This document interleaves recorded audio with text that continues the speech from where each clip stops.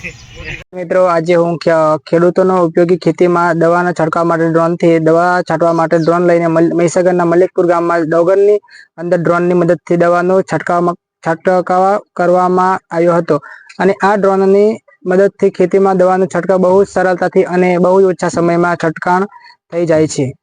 આપનું નામ? મારું નામ પાંડોર ઈશ્વરભાઈ રમેશભાઈ, ગામ બારેલા।